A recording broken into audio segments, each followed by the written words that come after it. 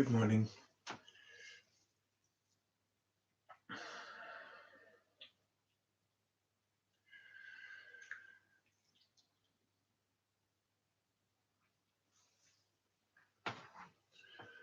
So I'm going to continue with Tractum's book, and the topic this morning is, let me see, it is desire, longing, and spiritual maturity.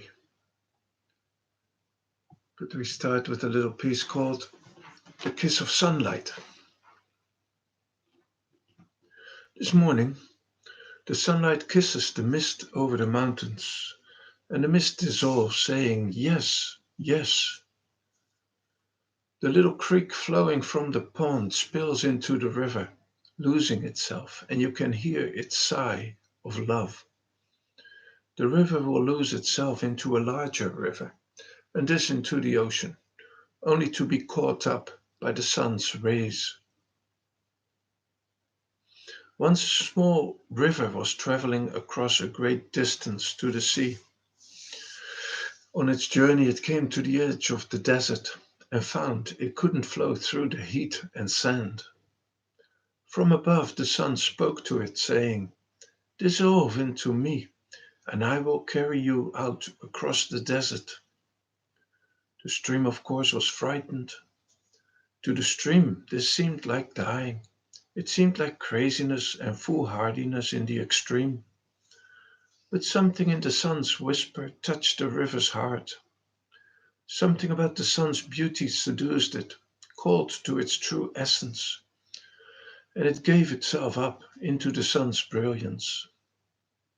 Drawn into the sky, the moisture traveled across the desert as a cloud, and on the other side fell as life-giving rain back down to the earth to become a stream again. We are like this. We are the stream flowing towards the ocean of enlightenment, and we are stopped at the edge of samsara's desert.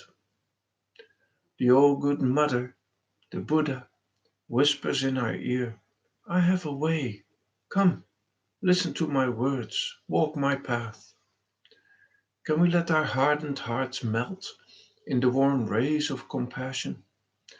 Can we let our form, our insistence of concretizing everything, slip away and take on the sublime, intangible forms of wisdom's brilliance?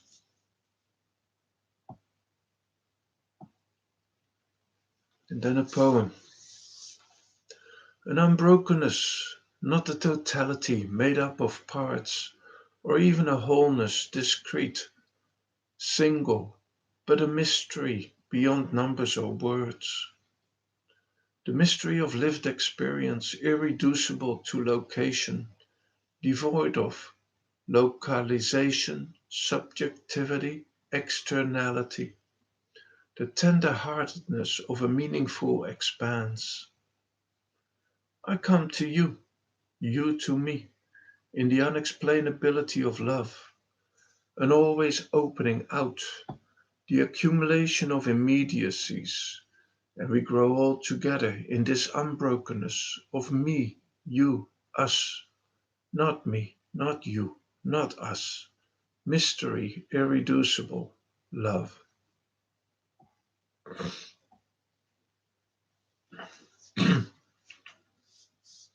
Our love is found in the bone, flesh, muscle.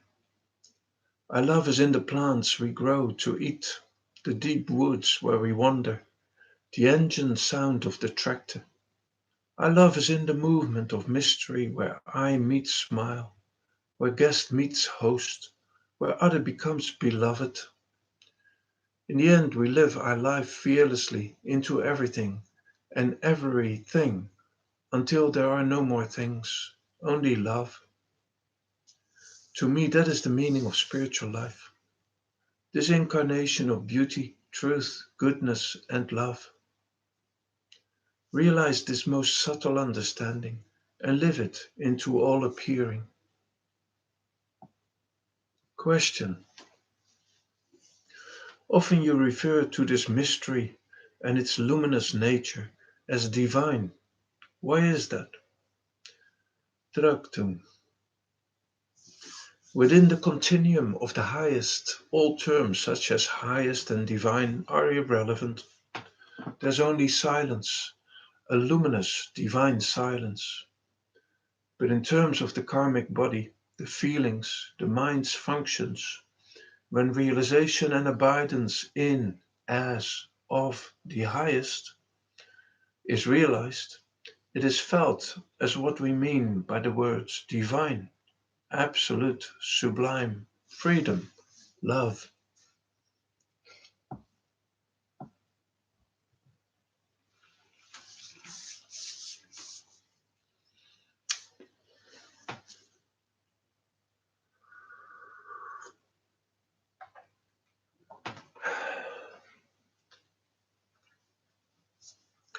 Desire, longing, and spiritual maturity.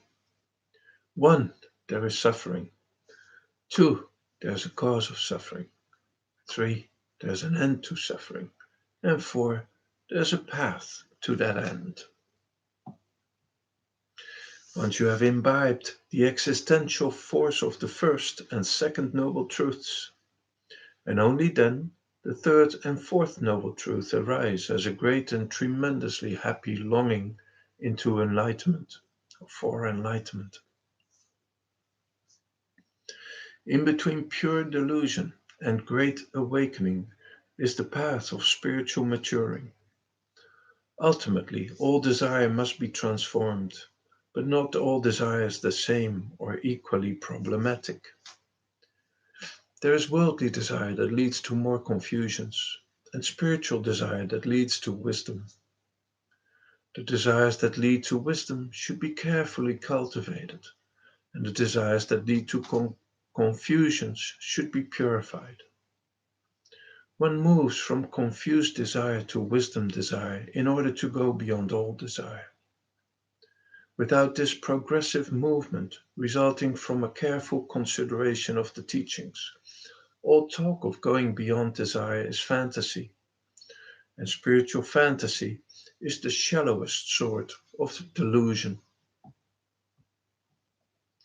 Worldly desire gives form, structure, and shape to mind, and causes mind to lose its natural connection with purity, lose its inherence in and as the mystery of reality.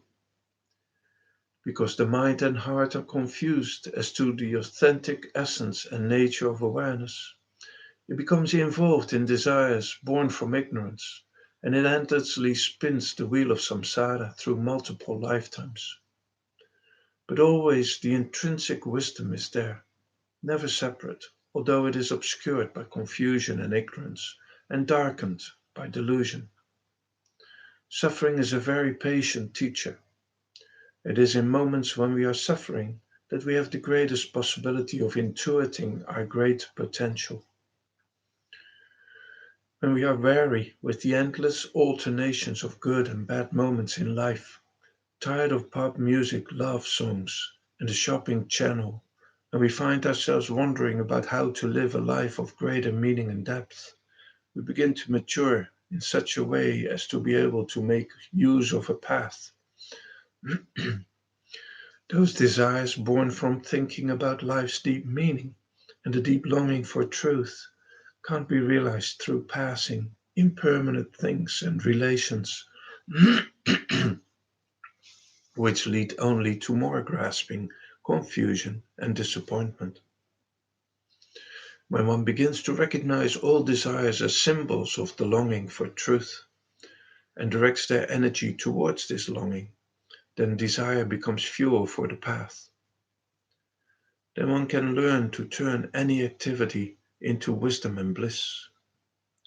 We must close the door to idiocy and allow the energy that was previously wasted pursuing confused desires to accumulate until it reaches a point where it opens another door. Within this waiting state, one can engage the methods of the path that will forge body, feeling, and mind into an alchemical cauldron to hold transformative energies. Otherwise, energy poured into this cauldron flows back out like water poured into a sieve.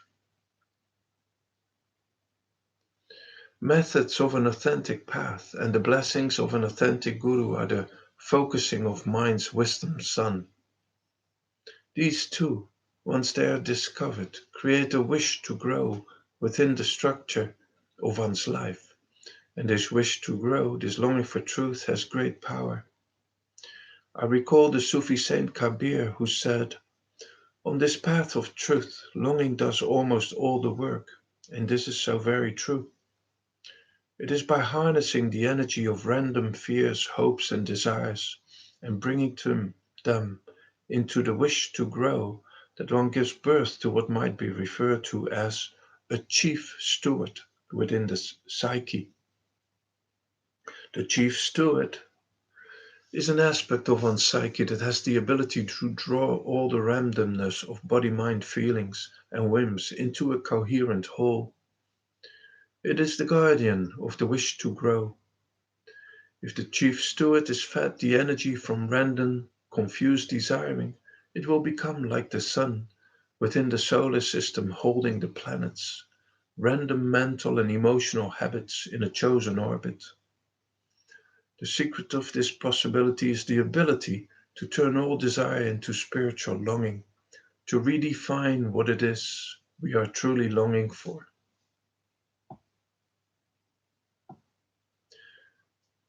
Those who are emotionally anemic, emotionally immature, or excessively wounded at the level of feeling have a very hard time with spiritual longing. Many pseudo non dualists discount longing since everything is already Buddha. They cultivate a conceptual conceit of enlightenment that leads to radical indifference and has all the sparkling qualities of a dried out corn husk. This is not enlightenment. Enlightenment is not indifferent to suffering beings. Authentic realization is always the paradoxical union of the utterly transcendent essence, the luminous nature of bliss, and the ceaseless appearing as love. These are the essence, nature, and energy of awareness. As my guru used to say, Nirmanakaya, the appearing aspect of awareness, is love, and love is deeply involved, caring, attentive, the activity of compassion. As my guru used to say, Nirmanakaya, the appearing aspect of awareness, is love, and love is deeply involved, caring, attentive, the activity of compassion. Love loves to love. That is simply what it does. It is its nature, activity, and quality. If one has wisdom awareness of the non-dual, then one's body lives to love. Love also embraces longing. The longing of Buddhas is to express this love. The depth and intensity of spiritual longing and desire is directly proportional to the maturity of each person and their outgrowing of deluded, ignorant desire. This is important to understand. Not all desiring is the same. Not all seeking is the same. These days, spiritually ignorant, pseudo non dualists speak of no seeking, but the only seeking and desiring they are truly counseling anyone to give up is spiritual seeking. If you give up spiritual longing before it has burned away all ordinary concepts and desires, then all you do is fall into stupor of abstracted indifference based in rejecting wisdom's qualities until even the last concept is purified in expanse. There should be longing, and longing seeks union with the object of its attention. After that, no one needs to tell you seeking is wrong because you have realized, made real in body, mind, and feeling the truth. So people with all kinds of desire, chock full of desire, come to so-called spiritual teachers who tell them to give up seeking, to stay in the now, and give up all efforts to seek. But then these people give up spiritual longing and seeking and go seeking all manner of ordinary mundane things according to the whims of mind, mind's deluded concepts. The only thing they give up is spiritual seeking and spiritual longing. They cut the life vein of the earliest stirring of their spiritual awakening and spill the blood of it onto the ground of ordinary desire.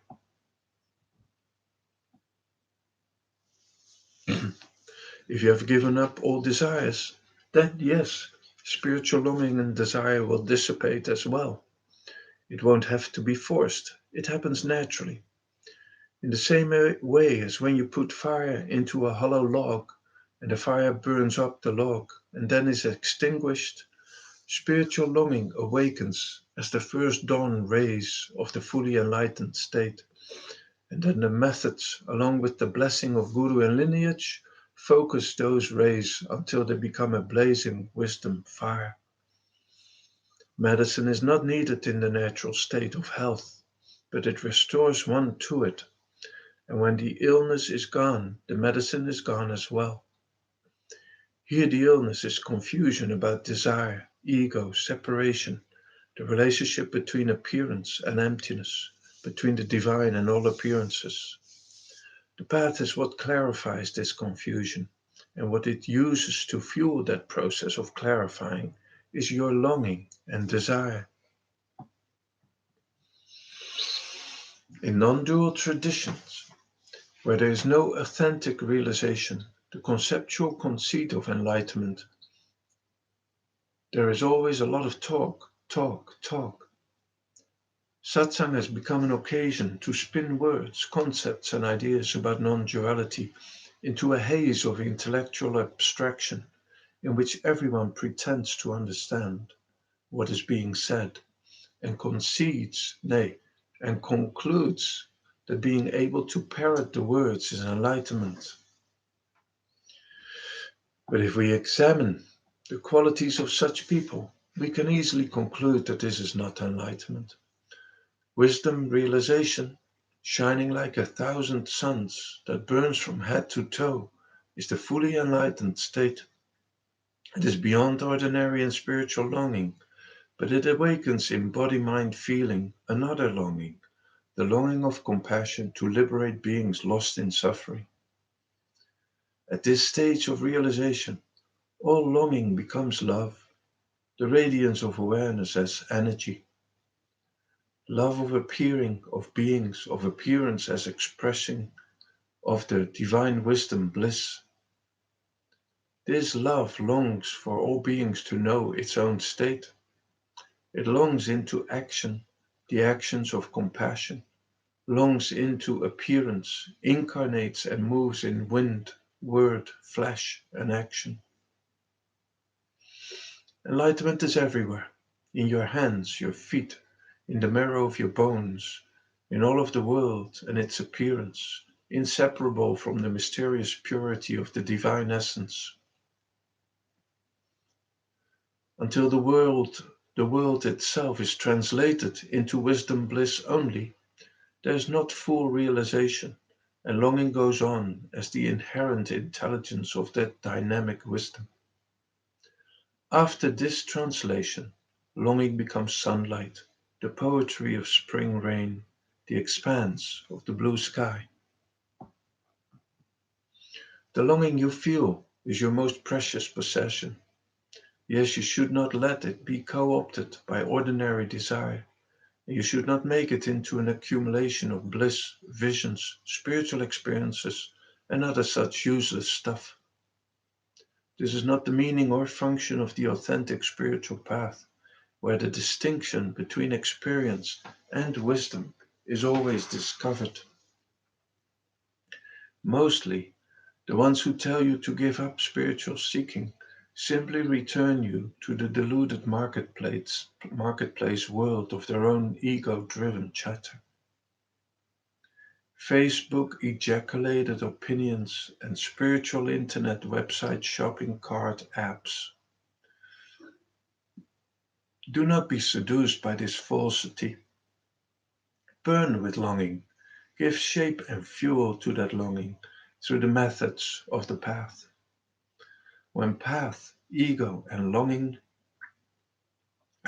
desire all disappear in the wisdom dawn of the fully enlightened state, There's no more question of giving up this or that. The very question is outshone in the brilliance of wisdom bliss.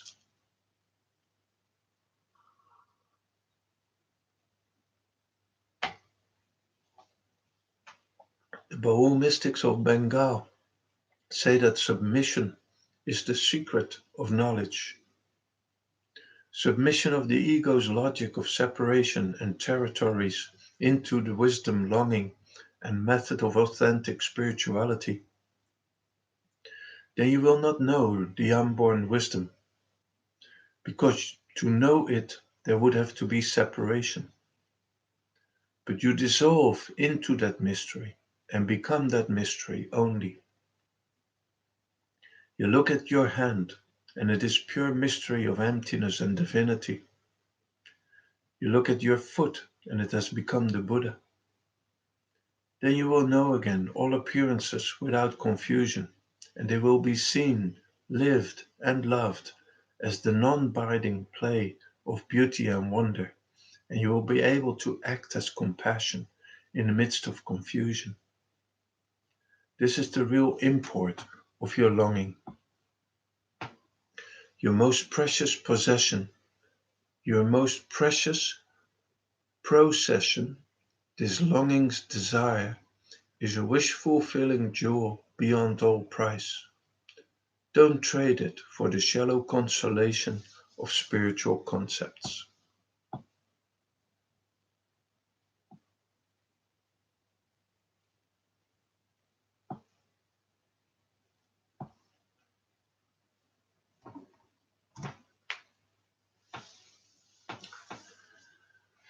Have a wonderful day. Bye for now.